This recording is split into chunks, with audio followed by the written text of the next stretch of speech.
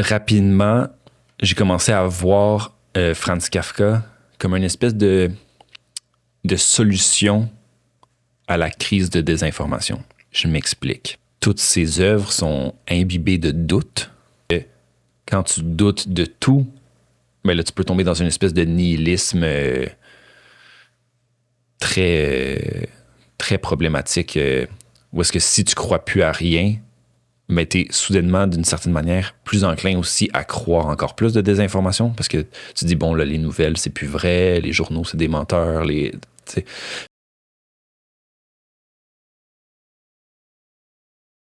Je m'appelle Louis Saint-Pierre, je suis un cinéaste, réalisateur, scénariste, auteur. Ça fait toujours drôle de se présenter. Je vais faire un petit peu mon parcours, là, je pense que c'est le classique. Donc, j'ai étudié à l'UQAM en cinéma. Pendant mon parcours, j'ai eu la chance d'aller en République tchèque, à Prague, à la fin de ma 2e année de bac. On a fait une session d'été à Prague. Puis là-bas, j'ai eu la chance de réaliser un court-métrage documentaire qui s'appelle Das ist komisch, qui était un film, un essai documentaire de comme 6-7 minutes sur Franz Kafka. Déjà à l'époque, c'était en 2017 que j'étais à Prague. Franz Kafka, c'est un auteur qui m'intéressait beaucoup. Évidemment pour ce qu'il avait écrit, mais aussi le personnage en soi qui est très énigmatique, qui est très incompris. Et simultanément, il y a plein de gens qui pensent le comprendre puis qui ont écrit beaucoup de littérature à son sujet. Ça, je trouvais ça intéressant que ce soit un personnage qui avait plusieurs facettes dépendamment de quel angle on le regardait. Et est-ce que tu as fait un échange puis tu t'es intéressé à Kafka en étant là-bas ou tu t'es intéressé à Kafka ici au Québec puis c'est pour ça que tu es allé à Prague? Je suis allé à Prague. Je m'intéressais déjà un petit peu à Kafka. J'avais lu un essai de David Foster Wallace qui s'appelait Das ist komisch. J'ai complètement volé le titre pour mon film. C'est un petit clin d'œil. Fait que j'avais déjà un intérêt un peu plus pointu par rapport à Kafka, parce que dans l'essai, David Foster Wallace explique comment le public occidental a vraiment de la misère à comprendre l'humour de Kafka. On le prend souvent comme un auteur qui est très sombre, très glauque. Puis c'est vrai qu'il y a des thématiques sombres là, dans ce qu'il écrit, mais c'est aussi un auteur qui est très drôle. Quand tu le lis d'une certaine manière, du moins. Ouais. Donc, j'avais déjà cet intérêt-là. Puis là, quand j'étais à Prague, on avait juste une consigne pour le documentaire. Il fallait choisir quelqu'un, quelque part, qui fait quelque chose. La plupart des gens choisissaient comme un marionnettiste qui fait des marionnettes, quelqu'un qui fait un truc de montgolfière, ouais. Des gens très concrets. Moi, j'étais comme, je vais prendre Franz Kafka, il est décédé, c'est ça qu'il fait, il est mort. C'est son activité principale. Puis là, je trouvais ça intéressant qu'à Prague, je trouvais intéressant en fait que Franz Kafka, à son décès, il avait demandé à ce que ses écrits soient brûlés. Il voulait pas être lu. Il aimait pas l'idée d'être lu après sa mort. Est-ce qu'il y avait une raison pour ça? C'est un monsieur angoissé, là, de ce que je comprends. Je ne vais pas prétendre que je connais tout de Kafka, mais c'est un petit bonhomme angoissé. Puis, il existait à travers sa littérature. Pour lui, c'était une façon d'exister, d'écrire. Fait que je pense que l'idée que quelque chose continue d'exister après que lui ait terminé d'exister, je pense que ça l'angoissait beaucoup. Ça l'angoissait, puis il voulait pas... En tout cas, on peut le psychanalyser longtemps, là, puis c'est peut-être pas ça la vérité. Mais bref, il voulait pas être lu, puis en arrivant à Prague, la première chose que tu vois, c'est que il y a un coin de rue qui porte son nom, il y a un café qui porte son nom, okay, il y a comme omniprésent. 2 librairies qui portent son nom, il y a 4 musées, il y a des statues de lui, il est partout. Là, comme Prague se nourrit de Kafka. Fait que cette dichotomie-là entre le gars qui veut pas être lu du tout, puis Prague qui veut tout lire de Kafka, je trouve ça intéressant. Ouais, puis mais c'est ce que j'avais compris en lisant ton roman, ouais. Comme quoi, il est partout. Ouais, omniprésent. C'est pour ça que ça s'appelle un peu la République de Kafka au premier niveau, là. Comme ça lui appartient quasiment, cette ville-là, dans une certaine mesure. Puis ton échange à Prague, ça s'est passé comment? Ça s'est très bien passé, c'était très cool. C'est pour de vrai. À ce moment-là, je savais pas que j'allais écrire un roman à propos de ça non plus. J'étais un étudiant en deuxième année de bac, fait que je voulais boire des bières avec mes amis, puis profiter de l'été, voyager. Ouais, typique d'un échange étudiant. Ouais, c'est ça. Je comprends. Je pensais pas que faire ce film-là, je pouvais pas entrevoir la réception du film, parce qu'il y a quand même eu une belle réception. Il a voyagé en Pologne. Il y a un festival, le On Art en Pologne, qui a décerné un prix à ce film-là. Il est allé au Festival international du film sur l'art à Montréal. Fait que le film a bien été reçu. Donc, tu l'as filmé en étant à Prague, c'est ça? Oui, quand j'étais à Prague. Le film, on l'a tourné en quelques jours à Prague. On l'a monté à Prague. C'est un film pragois, là, à 100%. OK. Ouais. Intéressant. Et donc, tu es resté une session l'été, en fait? Oui, 2 mois. OK. Puis ensuite, d'où est née l'idée d'écrire le roman? C'est vraiment à mon retour au Québec. C'est en 2017, je tourne le film. En 2018, je finis mon bac. Puis là, en 2019, je me mets à distribuer le film, comme un peu en retard, parce que je finissais mon bac, je n'avais pas vraiment le temps de faire ça. Et le film voyage en festival, je vois qu'il est bien reçu. Puis là, je continue donc à penser à Franz Kafka. Puis parallèlement à ça, il y a comme un phénomène mondial dont tu as sûrement entendu parler, là, la crise de désinformation. Oui. que ça me fascinait de manière un peu tordue. C'était quelque chose qui me troublait aussi, évidemment, beaucoup.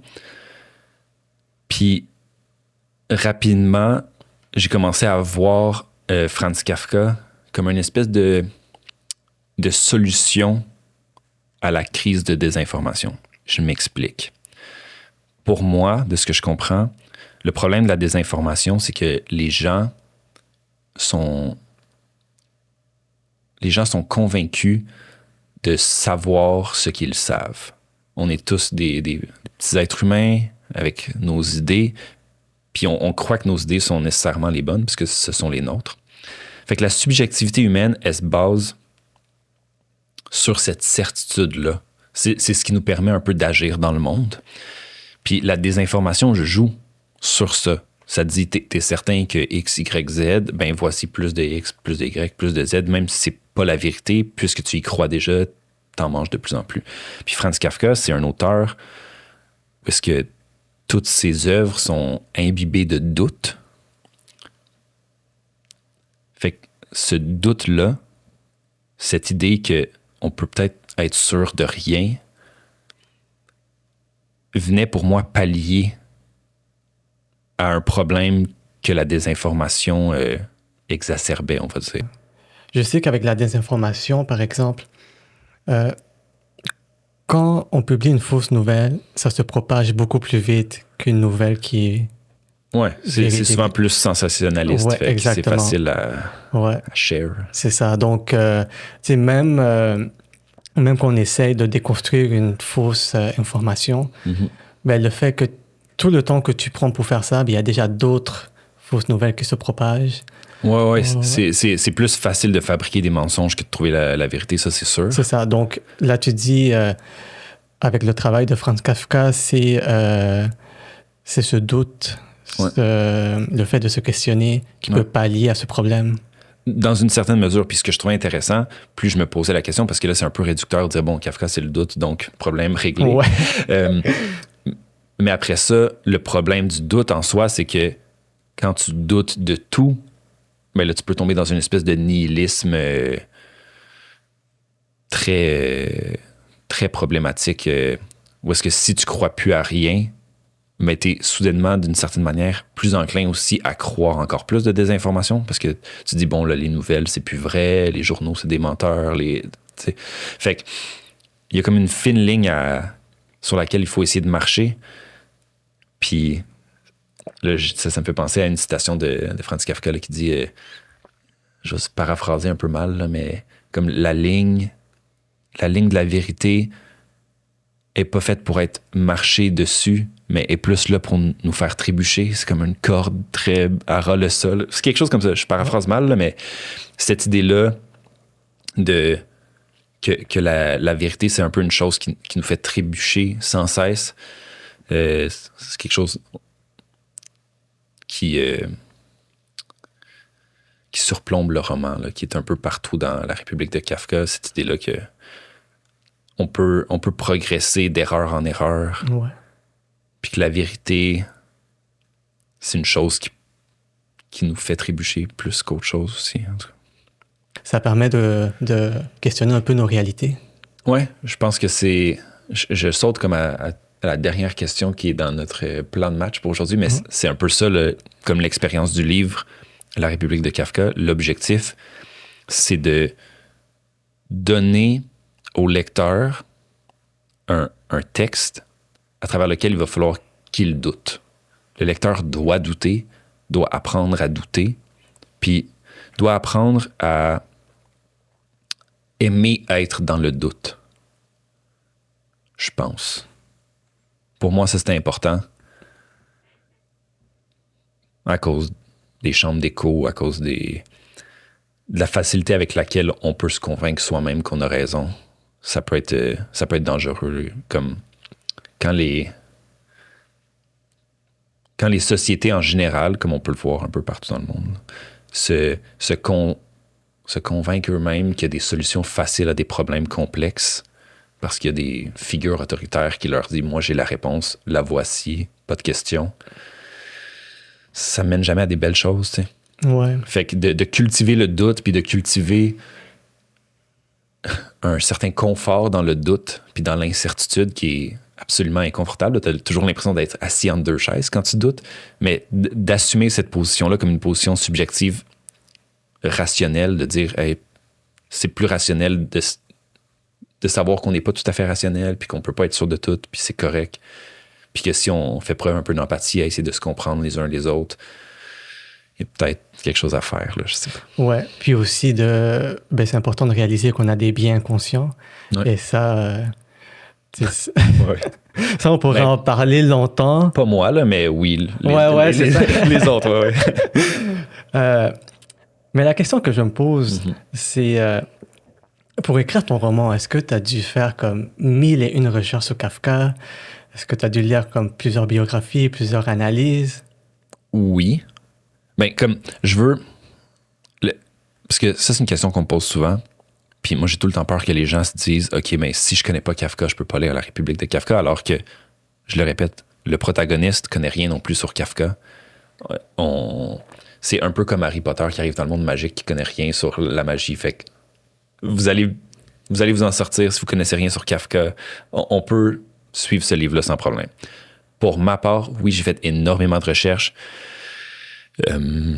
J'ai surtout lu les correspondances amoureuses de Franz Kafka parce que ce qui m'intéressait le plus, c'était parce que quand on écrit de la littérature, il y a toujours un côté performatif.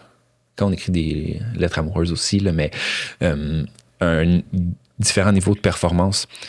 Moi, ça me fascinait de savoir que Kafka, c'était ce personnage super malaisé, inconfortable dans son propre corps, puis qui entretenait plusieurs, pas simultanément nécessairement, mais qui a entretenu plusieurs relations amoureuses, souvent par correspondance plus qu'en personne. Je trouve ça vraiment intéressant. J'ai lu beaucoup de littérature secondaire à propos de Kafka parce que je voulais tracer le contour de cette figure énigmatique. Je voulais le voir de plusieurs angles différents. Puis... Mais ce qui me surprend, ce qui me surprend beaucoup, c'est Kafka. Tu mentionnes que Kafka, c'est une personne angoissée, ou on dirait une personne angoissée, mais ses correspondances amoureuses ont été publiées. Ouais, donc, c'est super gênant, ça. Ouais, c'est ça. Est-ce qu'il y avait des moments gênants, comme quand tu lis? Mais pas des moments gênants, en fait, des passages gênants? Oui, c'est sûr. Il y a une citation que je reprends qui est dans mon livre qui dit Milena, je suis infiniment sale. Ah ouais. C'est sûr qu'il voulait pas qu'il soit publié pour tout le monde, là, cette affaire-là. C'était juste pour Milena. Fait que c'est sûr que il y a quelque chose de très pervers là, d'aller lire les correspondances amoureuses de Franz Kafka puis que ça soit publié dans le monde entier, traduit dans toutes les langues sûrement. C'est comme pauvre lui. Mais bon, je fais partie du problème. Là. C'est pas, je suis pas là pour aider Franz Kafka, malheureusement. Mais ouais, fait que c'est sûr que ça a dû être... S'il nous entend aujourd'hui, je suis désolé, Franz Kafka. On est désolé, Franz Kafka qui est en train d'écouter le podcast en live. Ouais, c'est ça. On s'excuse profondément. Ouais, il écoute à chaque semaine. Ouais, c'est ça. Vraiment... À chaque épisode, il est là. Ouais. C'est le fun. Mais... Tu sais, je connais pas tant Franz Kafka. Ouais. J'ai peut-être lu un ou deux de ses courts romans au cégep. OK. Peut-être un. Bref, ça fait longtemps. C'est correct. Puis je me demande, est-ce qu'il y a quelque chose qui t'a surpris en apprenant plus sur lui? Ben, ça m'a surpris le nombre de correspondances amoureuses qu'il y a eu. Ça m'a surpris à quel point c'est un auteur mystique aussi. Il parle beaucoup de péché, de l'au-delà. Il parle beaucoup de magie. Il parle de la mort, il y a beaucoup de thèmes religieux, de ce qui est sacré. Ça m'a quand même étonné. Parce qu'on ne s'attend pas nécessairement à ça. Mais... ouais, ce qui m'a le plus intéressé chez Kafka, c'est ses aphorismes. C'est très court texte qu'il a écrit. Si je donne un exemple, il y en a un que je vais aussi mal paraphraser, qui dit que les jaguars arrêtaient pas de rentrer pendant le rituel, puis ils buvaient le sang des coupes sacrificielles. OK. Jusqu'à ce qu'on décide de les inclure dans le rituel. Puis c'est juste ça. Puis, qu'est-ce que ça veut dire? J'ai pas la réponse. Mais je m'intéresse beaucoup quand même à l'anthropologie religieuse. Puis pour moi, ce petit passage-là, il révèle des choses à propos des mécanismes de ce qui est sacré pour l'être humain, qui est quand même super intéressant. Comment, tu sais, tantôt je disais, la vérité, c'est quelque chose sur quoi on trébuche un peu sans cesse. Mais ces jaguars-là, ce problème-là, qui est le réel, qui s'attaque aux coupes sacrificielles qui boivent le sang, c'est un peu le réel qui vient puis qui s'impose dans le rituel. Puis le religieux, le sacré, doit par nécessité inclure le réel dans sa performance religieuse, peu importe c'est quoi l'objectif de cette performance-là. Donc c'est comme une forme de métaphore. Ouais, mais oui, c'est sûr qu'il y a quelque chose de métaphorique. Qu'est-ce que ça veut dire là? Moi, je spécule un petit peu. Kafka n'a pas écrit 200 pages à propos de ce que ça veut dire. Mais est-ce qu'il y a des personnes qui ont écrit comme... C'est sûr que oui. Là. Mais encore là, ce qui est plus important, c'est que cette phrase-là nous laisse dans le doute. Puis on la lit, puis on est comme, qu'est-ce que ça veut dire? Puis ça nous ouvre la porte à méditer sur le sujet. T'sais. Si on avait la réponse à ce que Kafka a écrit, il n'y aurait rien à lire. Ça serait d'un ennui mortel. Ça serait comme un 2 + 2 = 4. Mais oui, bravo. Ouais. Mais là, vu qu'il y a comme un espèce de mystère insondable, tu lis ça, t'es comme, Chris, les jaguars, c'est une métaphore, pourquoi? C'est quoi le rituel? Il y a tellement de questions qui sont soulevées. Ouais, mais ça laisse la porte ouverte à une interprétation. Ouais. Ou 2 ou 3 interprétations. C'est ça, ou comme... Ouais. Mais je voudrais parler un peu de tes influences. Oui. Donc là, tu disais que tu es cinéaste. Mm-hmm. Est-ce que forcément, ça a dû influencer ta façon d'écrire? Oui. Mais de quelle façon? Donc, c'est sûr que le cinéma a influencé mon écriture. juste parce que dans la République de Kafka, il y a beaucoup de jeux avec la forme. On touche à des scènes à scène, il y a des séquences de scénarios qui sont écrites en format de scénario. Puis c'est sûr que quand tu écris un scénario, tu peux juste écrire des choses qui sont visibles à l'écran. Tu pourrais jamais écrire que... Mais tu pourrais, là, mais je veux dire, de base, ils recommandent de pas écrire, admettons, Bob était gêné. Il faudrait que tu dises comme Bob avait les joues rouges. C'est tellement un mauvais exemple, mais c'est comme... Il faut que ça soit visuel. C'est ça. Dans un scénario, idéalement, là, t'écris des choses visuelles parce que c'est ce que la caméra va voir. La caméra va pas voir qu'il est gêné. Il peut le jouer, là, mais on se comprend. Fait que c'est sûr que mon écriture, je me le fais dire une fois de temps en temps, elle est très cinématographique. C'est comme on est porté par un visuel, mais c'est sûr que si j'ai écrit un livre, c'est parce que je voulais toucher à l'intériorité d'un personnage, puis je voulais comme écrire son train de pensée, puis faire des choses qu'on fait jamais, qu'on peut pas faire au cinéma, à part si on met une espèce de voix off qui fait une narration plate pendant 3 heures de film, là. Fait que c'est sûr que le cinéma a influencé mon écriture, mais je voulais volontairement jouer avec les codes, mais aussi sortir des limitations du cadre cinématographique avec la République de Kafka. Ça fait du sens. Ouais, donc c'est comme mélanger tu sais, la façon d'écrire au cinéma, les scénarios, Ouais. et l'intégrer dans ton roman. Ouais. Puis je reviens tout le temps à des citations de Kafka là, parce que ça fait des années que je pense juste à ça. Mais comme c'est Kafka qui a dit « Je suis entré dans la littérature quand j'ai substitué le « il » au « je ». Puis le cinéma, c'est tout le temps du « il », « elle ». Tu filmes, il y a un point de vue, la caméra, puis qui filme un personnage ou deux qui font quelque chose. Fait que c'est toujours à la 3e personne. La littérature, pour Kafka, c'est quand t'écris au « je », mais là, tu as accès à l'intériorité du personnage. Tu as accès à ses questionnements, à sa façon de penser, à ses biais cognitifs. Puis c'est ça qui fait que ça devient une œuvre littéraire plutôt qu'une œuvre cinématographique. Ouais, et c'est fou, tu mentionnes ça, puis là, je suis en train de chercher dans mes notes, mais je crois vraiment pas que je vais le trouver. Mais il y a une scène dans le roman où le personnage principal voit...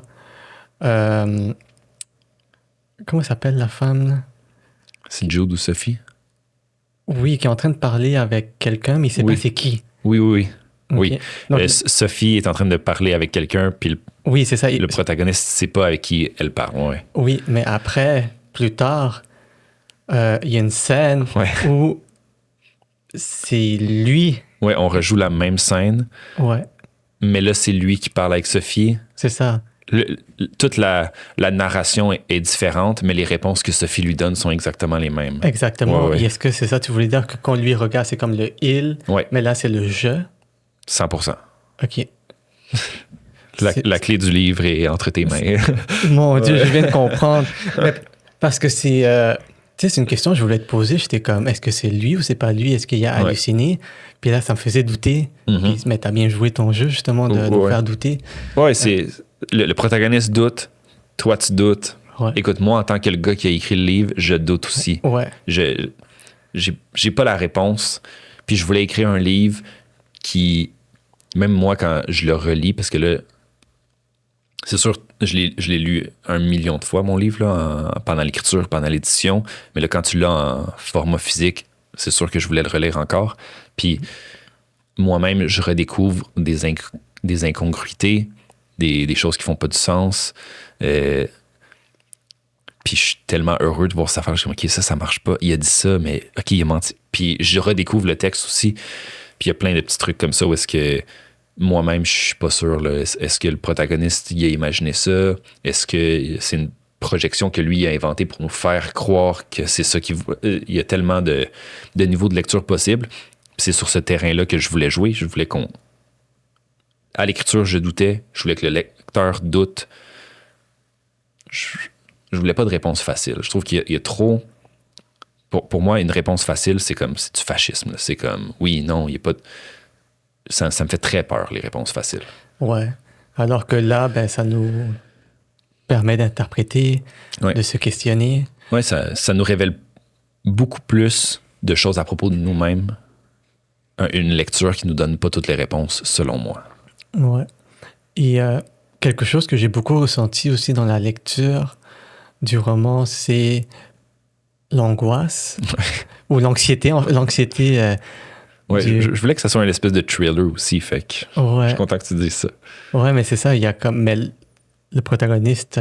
Il va pas bien. il va pas bien. Il souffre beaucoup d'anxiété.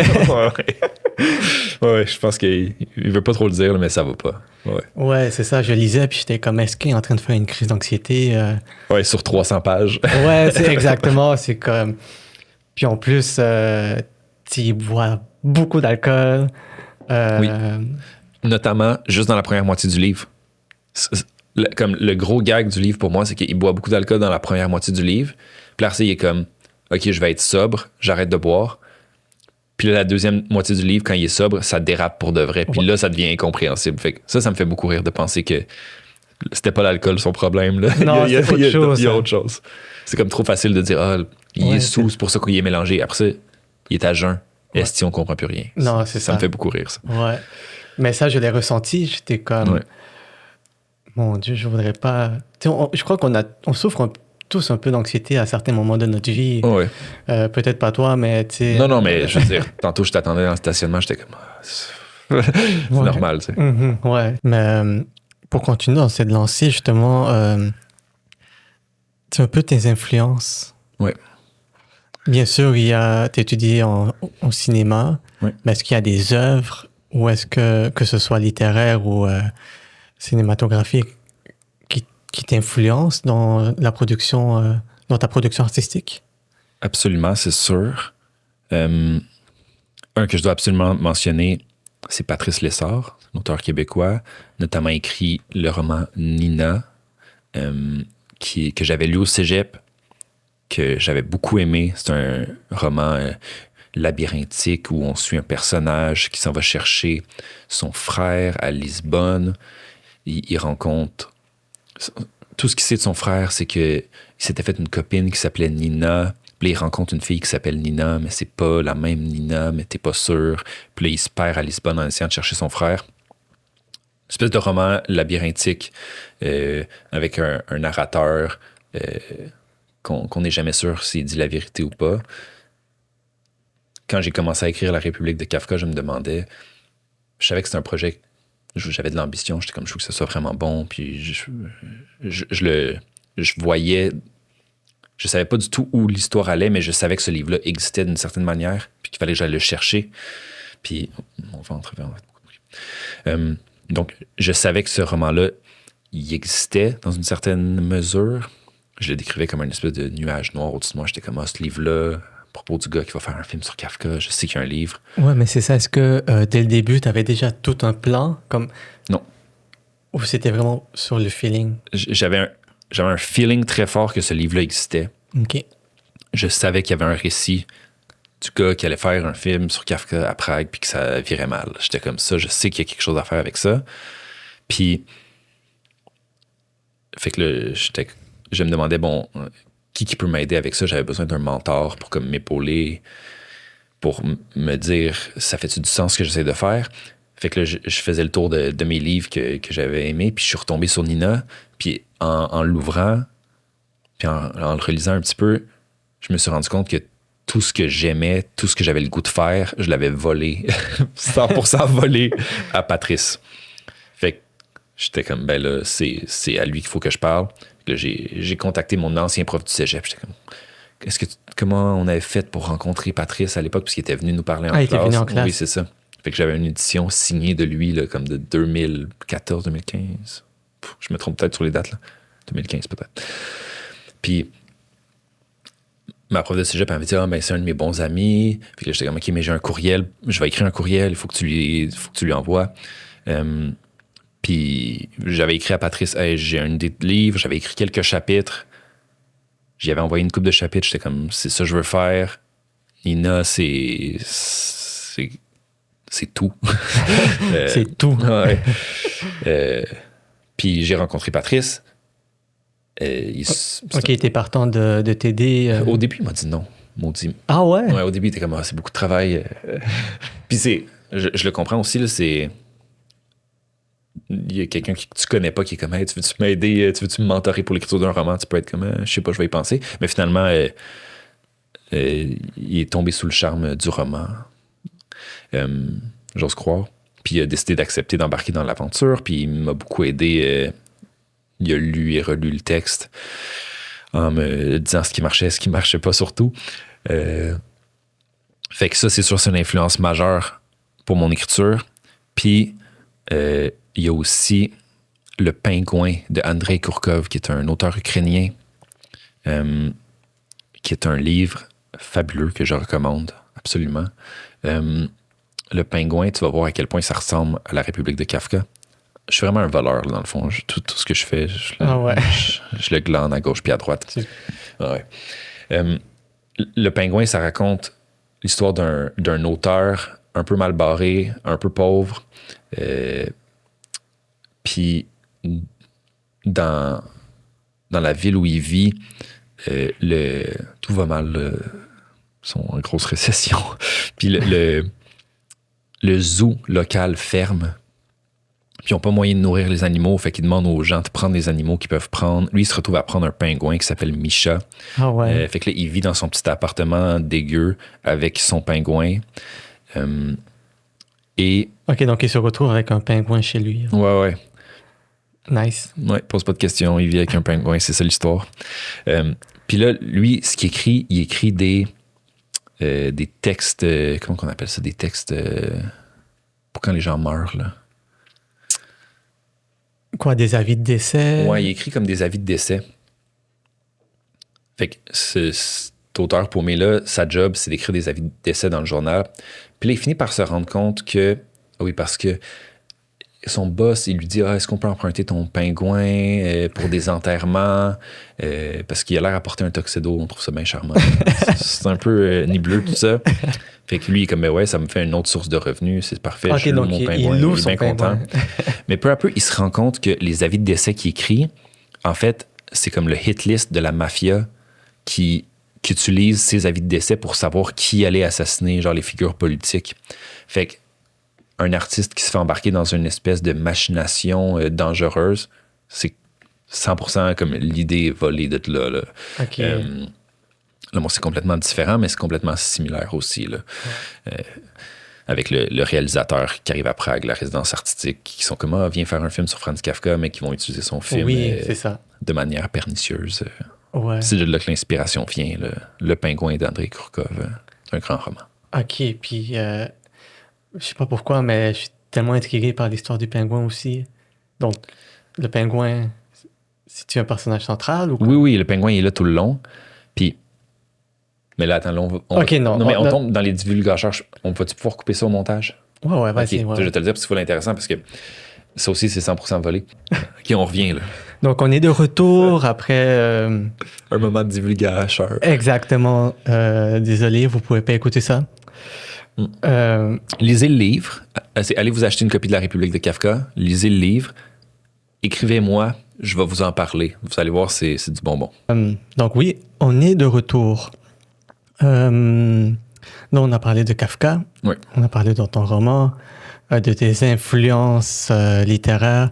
Oui. Est-ce qu'avant de passer à la prochaine section, tu en as une autre influence? Non, attends, j'ai une question. Vas-y. Désolé. Vas-y. Si ton roman devait être un film, oui. Ce serait lequel? OK, je vais un peu détourner la question. Il y a un roman de John Fowles, je pense que son nom, c'est un anglais, qui s'appelle Le Mage, de Magnus en anglais, qui est un roman qui m'a beaucoup inspiré dans l'écriture, parce que c'est à propos d'un protagoniste qui se fait entourlouper par des illusions par-dessus des illusions par-dessus des illusions, puis il sait jamais vraiment ce qui est vrai, ce qui est pas vrai. C'est dans mes cordes.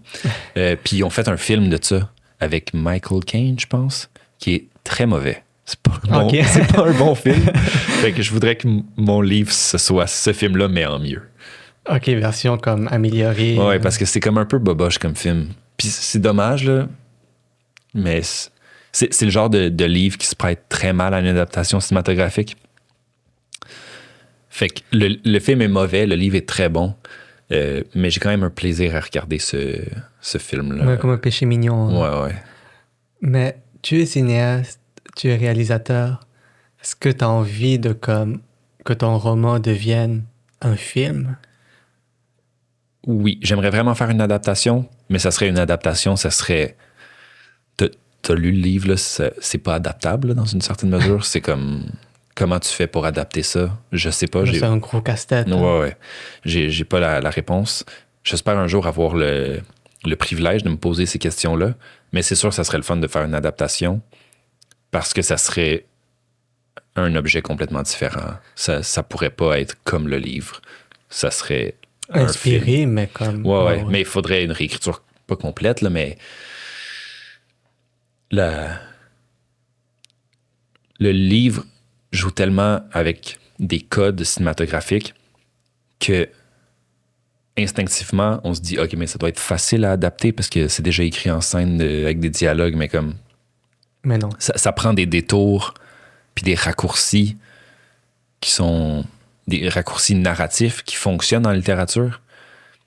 Parce qu'admettons, en littérature, tu peux tourner la page, puis des fois, tu te rends compte de quelque chose, fait que là, tu peux revenir en arrière, puis être comme, attends une seconde, mais il a dit ça, il y a 2 pages, mais là, il dit le contraire 2 pages plus tard, qu'est-ce qui se passe? Mais en cinéma, le film, il joue, là, tu vas pas être comme, OK, tout le monde dans la salle, on prend 2 secondes, on va juste revenir sur la scène présente. Pause, ouais. C'est ça, il y a quelque chose, étrangement, de plus linéaire au cinéma qu'en littérature, parce que littérature, l'objet livre t'appartient, tu peux comme revenir en arrière, lire une page, tu peux jouer avec le texte. Ouais, comme disons, je crois que c'est la séquence 22 qui se retrouve au début puis à la fin. Ouais. 22, 23, bref, où je lisais, puis j'étais comme, j'ai l'impression que ça ressemble à une autre séquence. Oui. Là, tu peux retourner en arrière, justement. Tu peux aller voir, effectivement. C'est ça, mais avec un film, c'est un peu moins le cas. Là. Non, c'est ça. Puis je suis content que le livre ait fonctionné comme ça parce que je voulais qu'on ait cette expérience-là de pouvoir revenir pour valider ou confirmer qu'on s'était fait mentir ou voir ce qui était différent. Fait que je suis content que tu aies joué avec le texte puis que t'aies fait du montage avec ta lecture. Ouais. Ça, c'est très cool. Là. Non, ça, c'est quand même le fun parce que, tu sais, un roman, ben, peut-être pas tous les romans, mais tu lis de la première page jusqu'à la dernière page. Ouais. Mais dans le cas de la République de Kafka, tu sais, comme il y avait des scènes qui étaient similaires, mais pas similaires, puis des séquences qui se retrouvaient à 2 endroits, j'étais comme, OK, je retourne. Ouais. Faut que je compare les séquences parce que est-ce que c'est pareil ou c'est pas pareil? Ouais. C'est quoi la petite différence? C'est quoi le... Ouais, c'est ça. C'est comme toute une analyse. Mais je sais pas pourquoi, mais j'ai l'impression que ton roman, ça pourrait être aussi une série. Je sais pas pourquoi. OK. Je me suis jamais posé la question. Je sais vraiment pas pourquoi, mais comme... Ben, peut-être parce que c'est anecdotique ce qui se passe. Il y a jamais... Bon. Il y a beaucoup de petites scènes ici et là. Les chapitres sont très courts, tu sais. Fait que c'est peut-être pour ça. En même temps, ça me fait peur... l'idée de morceler encore plus ce récit qui est déjà tellement éclectique que je pense que ça ferait du bien que ça soit 1h30 puis c'est fini. Ouais, puis c'est fini. C'est fait. On s'en parle plus. Ouais. Puis, mais là, je voudrais parler de la publication de ton livre. Ouais. Comment ça marche, tous ces trucs de maison d'édition? Puis, tu m'en as déjà parlé un petit peu, mais est-ce que tu peux nous éclairer? Le processus de publication pour la République de Kafka était quand même particulier parce que j'ai gagné le prix Robert Clich, ce qui veut dire que j'ai inscrit le manuscrit avant même d'être publié pour le prix Robert Clich. Mais pour le prix Robert Clich, donc il ne faut pas que le roman soit encore publié? Non, exactement. Okay. Tu déposes ton manuscrit de manière anonyme. Tu l'inscris au concours. Ils ont reçu, je pense, en 2025, ils ont reçu 200 manuscrits. Ah ouais, quand même. Ouais. Puis, c'est ce qui est fabuleux, là, c'est puisque tu soumets de manière anonyme, c'est le texte qui existe par lui-même puis qui doit faire ses preuves. Fait que, pour moi, mettons, juste qui a tendance à écrire des choses qui sont pas nécessairement faciles d'approche de prime abord, disons ça comme ça, de voir que ce livre-là, qui est super éclectique, soit reçu puis reconnu comme ça, c'est vraiment comme... C'est doux, là. Ça fait tellement du bien. Ouais. Fait que le processus d'édition est différent. Ben, le processus d'édition il est pareil, mais comment je suis rentré chez VLB, qui a publié le livre, c'est vraiment par la porte du prix Robert Clich. Fait que j'ai comme su que je gagnais le prix Robert Clich, puis ensuite, on a commencé le processus d'édition avec Alain Nicolas. Mais quand tu as su que tu as gagné le prix, c'était pas encore diffusé. Non, c'est ça. Je l'ai su 1 an. En fait, tu l'apprends quand celui de l'année est dévoilé. OK, donc durant 1 an, tu as gardé la nouvelle Ouais. pour toi. Mais en tout cas, il recommande de ne pas le dire parce que tu veux comme que Ouais, quand garder ça la sorte, surprise, ça soit la surprise. Donc ça veut dire qu'il y a un autre Ouais. écrivain ou écrivaine qui a gagné, Qui le sait en ce qui le sait moment, live. qui est en train de travailler sur son livre. OK, donc, Bonne chance. ouais, puis si tu nous écoutes, envoie-nous un message. Ouais, tu viendras faire un tour après. Ouais, On c'est fera ça. une discussion en 3. Ouais, c'est ça. Je m'invite sur tes prochains épisodes. Je vais tout le temps être là. Tu vas être ici, en Ouais, fait. Là, c'est on est 2 animateurs Ouais. maintenant. Bref, fait que le processus d'édition, c'était incroyable. Alain Nicolas chez VLB, j'arrête pas de le dire, mais c'est un érudit, il connaît tout. Au début, ça m'intimidait vraiment beaucoup parce que moi, j'ai fait plein de recherches pour écrire mon livre. Puis lui, il est arrivé dans le texte.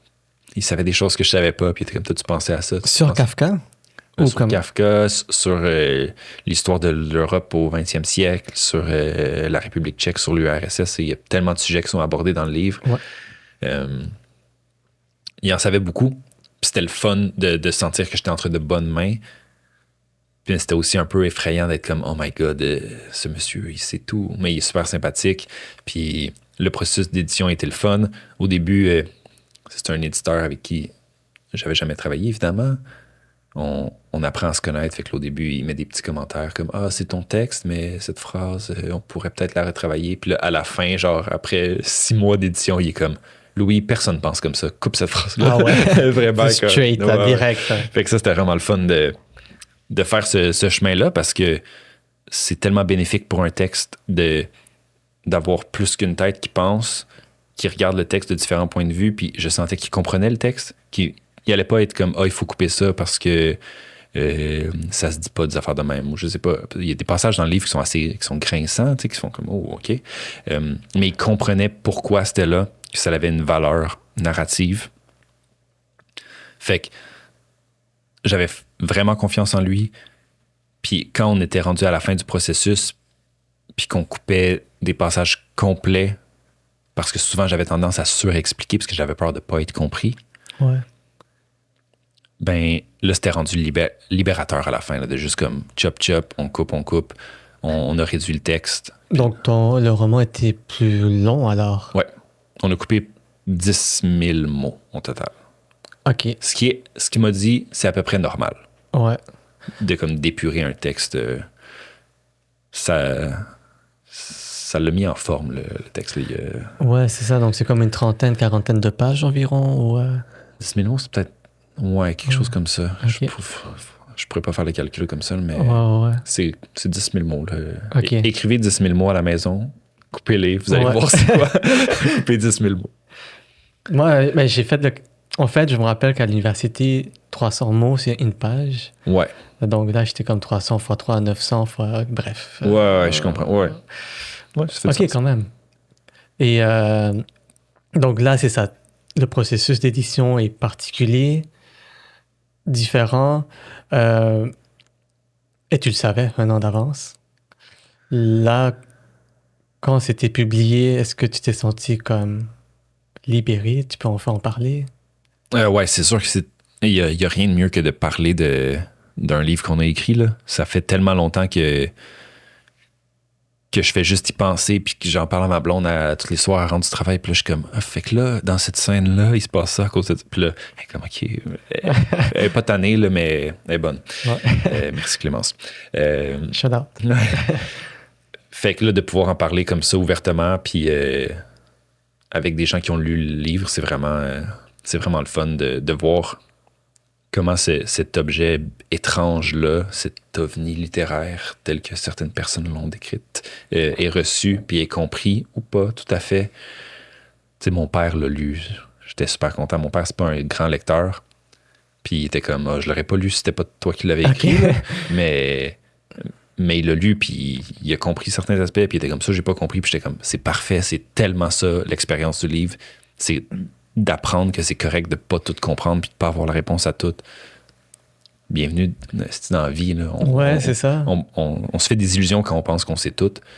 Fait que le livre essaie de nous mettre ça en pleine face, puis de dire, on sait pas tout, on peut pas tout comprendre, mais c'est ça le réel. Il est accessible seulement par des fictions qu'on se fait à nous-mêmes. Tu sais. Ouais. Puis est-ce qu'il y a une volonté de le traduire? Je pose cette question parce que là, je me dis, si je veux que mes parents, ma grand-mère le lisent, eux, ils parlent espagnol. OK. Puis c'est sûr que si je leur donne le roman en français, ils vont être comme... Ils vont pas bien comprendre. C'est vraiment une bonne question, la question de l'adaptation de la langue, parce que dans le livre, il y a du français, il y a de l'anglais, il y a du tchèque, il y a un petit peu d'allemand. C'est ça. C'est quand même... Fait que je sais même pas comment... J'espère qu'un jour, on va avoir le problème de devoir traduire le texte. C'est un beau problème. C'est ça. Mais ça va être un problème. Ouais. Puis, mais est-ce que tu as d'autres projets en tête? Oui. Genre, quels sont tes projets qui s'en viennent? J'écris un court-métrage qu'on essaie d'avoir. On a eu du financement en développement de la SODEC, on essaie d'avoir du financement en production. Classique. J'ai aussi une autre idée de roman. Que ça fait un petit bout que ça mijote. J'ai commencé à écrire quelques chapitres. J'aurais pas grand-chose à dire de pertinent sur ce projet-là pour l'instant parce que c'est encore dans la mijoteuse. Mais c'est sûr que c'est complètement différent de La République de Kafka. Il n'y a rien qui m'ennuierait plus que d'écrire un autre livre où un dude s'en va faire un autre film ailleurs. Là, je m'ennuierais comme ça se peut pas. Fait qu'on s'en va sur un autre champ complètement. Là. OK. Donc, il y a un court-métrage et un roman. Au minimum. Je prépare aussi d'autres petites affaires, là, mais... OK. Je vais t'en parler tantôt. Secret. Désolé encore une fois. J'aime ça, les secrets un peu, mais c'est parce que si on parle trop de ce qu'on fait, comme on le finit par pas le faire. Ouais, je comprends. Puis, j'aime ça garder ça embouteillé, puis vivre le malaise longtemps, puis à un moment donné, être comme, hey, ça sort. Ouais. Le plus possible. Ouais, je comprends. Donc, j'encourage tout le monde de suivre tes réseaux aussi. Rendu là, s'ils veulent savoir qu'est-ce qui arrive dans 1 ou 2, 3, 5, Absolument. 10 ans. Sur Instagram, Louis Non, comme oui, non. Ouais. Mais, ouais. Suivez-moi sur les réseaux. Je suis tellement un grand influenceur. Je fais comme un post par mois, gros max, sauf quand mon livre venait de sortir, là, je publie à toutes les secondes. Ouais. T'es-tu accompagné d'une équipe? Il y a une équipe chez VLB de médias sociaux.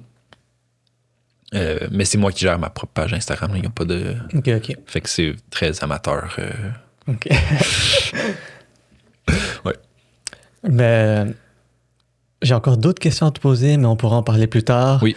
Puis désolé pour les personnes qui nous écoutent, mais c'est ça. J'invite le monde de lire ton roman, de t'écrire si ça te dérange pas.